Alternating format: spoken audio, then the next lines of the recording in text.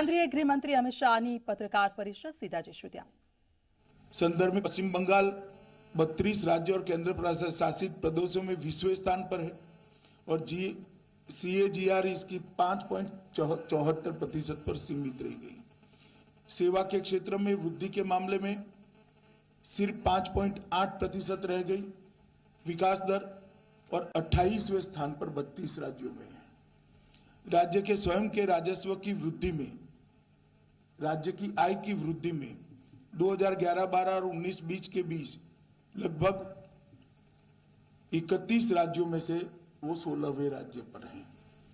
2020 से 21 के राज्य के बजट में दिए गए ऋण का अनुमान करें तो कोई भी बच्चा जन्म लेता है वो 50,000 के ऋण के साथ बंगाल में जन्म लेता है और कई राज्यों में ऋण ज्यादा हो सकता है, इससे भी ज्यादा हो सकता है, मगर वहां डेवलपमेंट हुई है।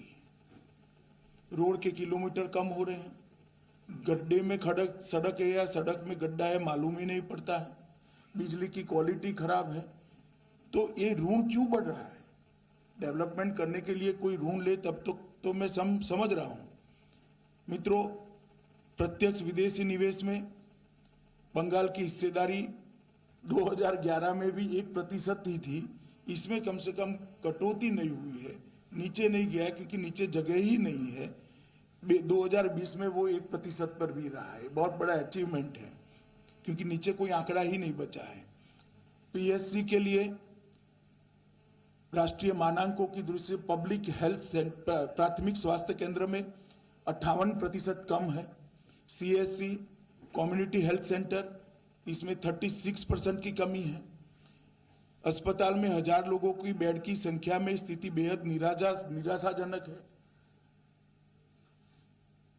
वो आंकड़े में बंगाल 23वें स्थान पर देश में है। 1000 लोगों के बीच में जितने बेड होने चाहिए इसके आंकड़े में। प्राथमिक स्वास्थ्य केंद्र के डॉक्टरों के लिए लगभग 39% स्थान खाली है।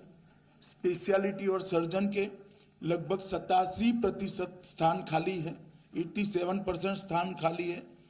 और सड़क निर्माण की मैं बात करना नहीं चाहता, बात बहुत लंबी हो जाएगी, मगर उसमें भी अच्छा खासा डिटोरिएशन है। शहरी विकास में जो हमने ग्रांट भेजी है उसका भी खर्चा नहीं हो पा रहा है। शिक्षा के अंदर 90% प्राथमिक स्कूलों में डेस्क नहीं है। लगभग 30% से ज्यादा स्कूलों में पर्याप्त क्लासरूम नहीं है। 10% स्कूलों में इलेक्ट्रिसिटी कनेक्शन नहीं है। 56% स्कूलों में टॉयलेट नहीं है और प्रति 1 लाख की जनसंख्या पर 13 कॉलेज ही है।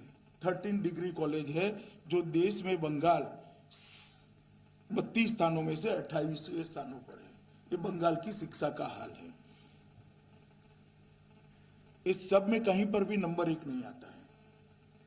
टोलबाजी करने में नंबर 1 है, भ्रष्टाचार में नंबर 1 है, परिवारवाद चलाने में नंबर 1 है, हिंसा करने में नंबर 1 है, बम धमाकों में नंबर 1 है, कार्यकर्ताओं की हत्या कराने में नंबर 1 है।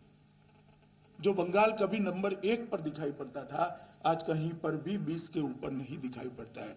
जहां तक कृषि का सवाल है, मोदी जी ने देश के लगभग 10 करोड़ किसानों को 95,000 करोड़ रुपया की सहायता विगत 1.5 साल के अंदर दी है।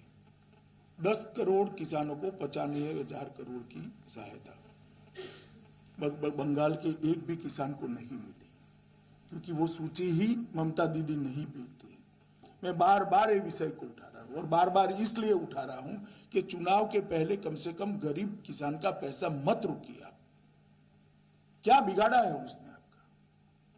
मोदी जी किसान के खाते में सीधा 6,000 रुपया भेज रहे हैं, आप उनको सूची नहीं भेज रहे हैं। और लगभग 23 लाख किसानों ने ऑनलाइन आवेदन किया है, आप सूची न भेजो।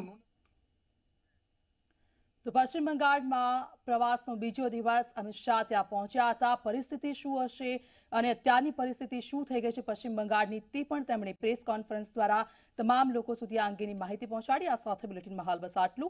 વધુ અપડેટ્સ માટે આપ જોતા રહો ગુજરાતની નંબર 1 ન્યૂઝ ચેનલ Zee 24 કલાક।